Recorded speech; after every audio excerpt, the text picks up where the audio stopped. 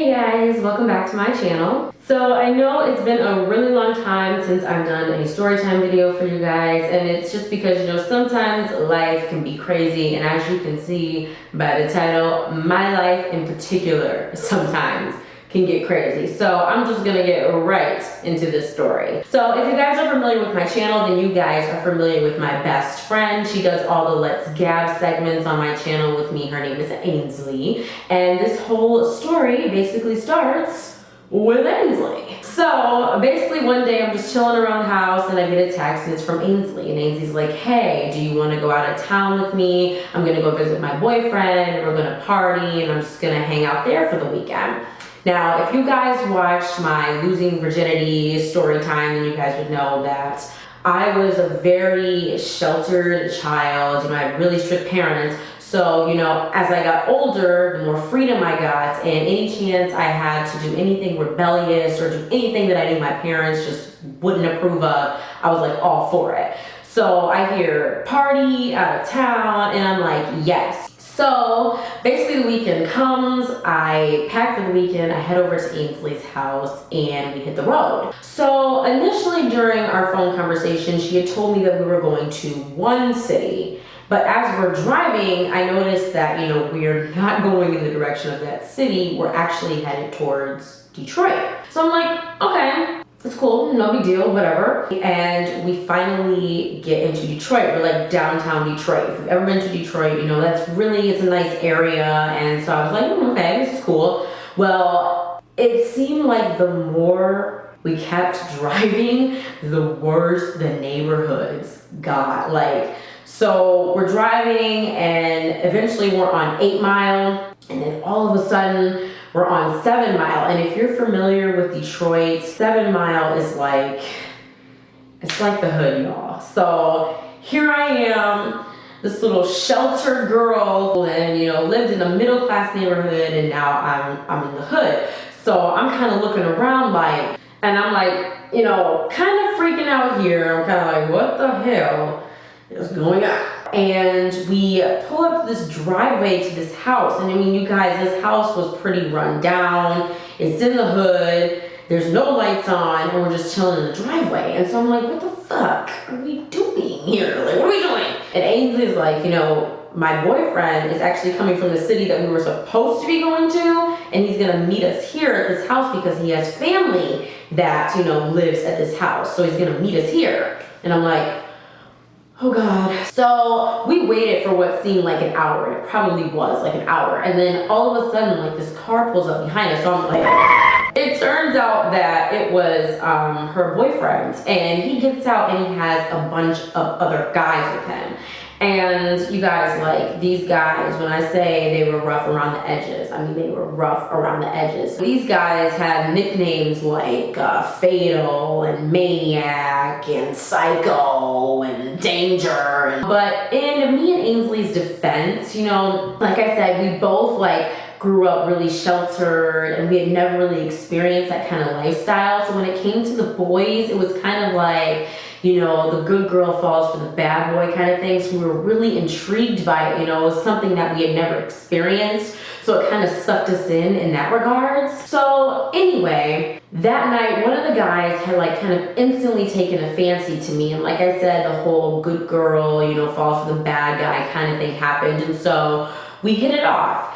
And basically the night went really well. And from there, we just continued to, you guys, this freaking hair. So basically we just continued to keep going down there. We went down to Detroit almost every other weekend, if not every weekend. We were there all the time. And that group of friends that we had met that first night, they were all really close. And the more we went down there, the more they would spill the beans on each other. They would talk shit about each other and just tell us all of their secrets. And so one day, I cannot remember for the life of me why we got so mad with the boys.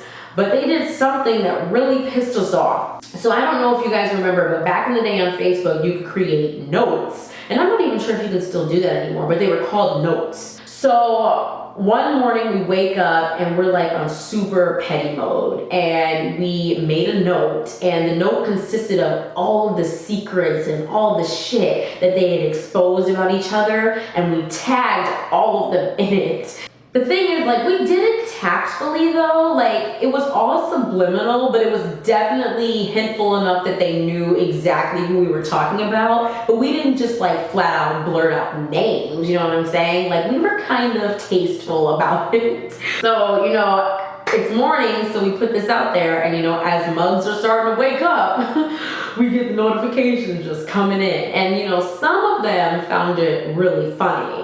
But others, you know, were really pissed off, including the guy that I was seeing. So I'm immediately getting like messages and text messages from him and messages on Facebook, and he's like basically telling me like, don't ever come to Detroit, like threatening me, like never come here again. Like, I actually still have some of the threats saved for some reason. I don't know why, but like, you guys, look at this. Like, so you guys can see, like, this is legitimately happening. It happened to me, for real. So yeah, I'm getting threats like that on Facebook, and he's like, you know, don't ever come back into my city again. So after he, you know, tells that to me, like literally a few days later, I'm like chilling at my house, and all of a sudden I get this anonymous text. I read the text, and it's like, what are you doing? And I'm like, you know, I'm chilling, you know, who is this? And they're like, do you have a red car in your driveway? And the thing is, it like freaked me out because I did have, you know, a red car in my driveway. So at this point, I'm thinking like, oh my God, like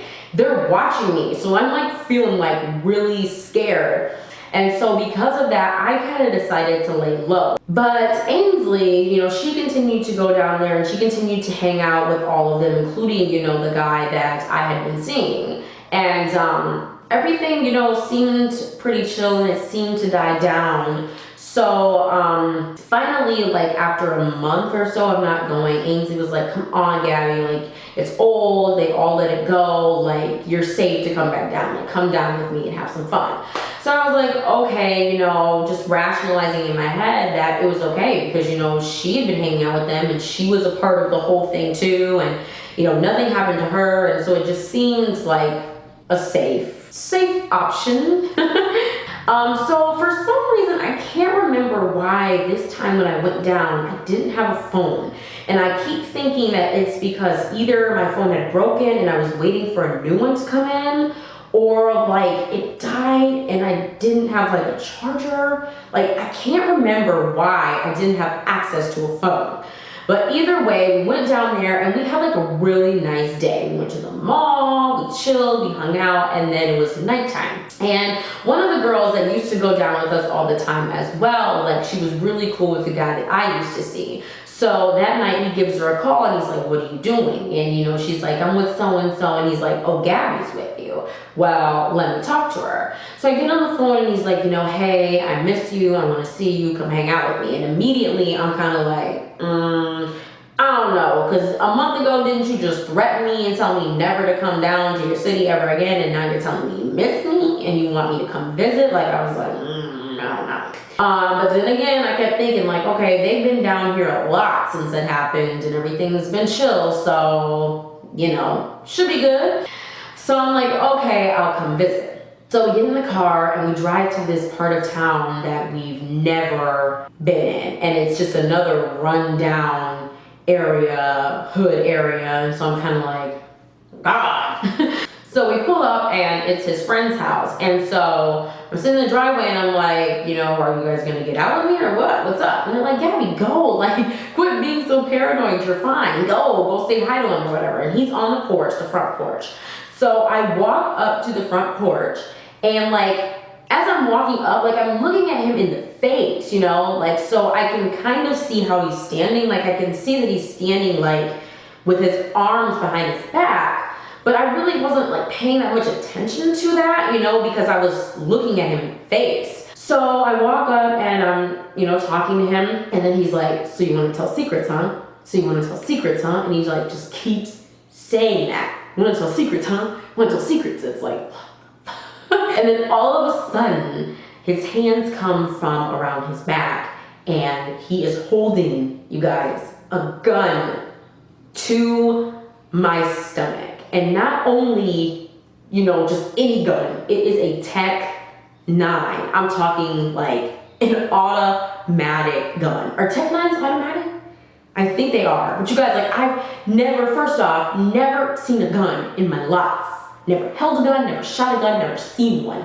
And on top of that, the first time that I ever see a gun, it's like being held to me. The girls are still in the car, but from the angle that I'm at on the porch, I'm pretty sure that they couldn't tell what was happening. So they left because they had to go and take care of some business. I can't remember. But keep in mind, you guys, I don't have a phone. So all of this is happening and I have no way to get in contact with them. And my mind is like in 8 different places. Like, a part of me is like, am I gonna die? A part of me is just like, what is going to happen here? Like, is he going to shoot me? Like, what is going on? And then all of a sudden, it was probably literally like 20 seconds, but it seemed like 2 hours to me.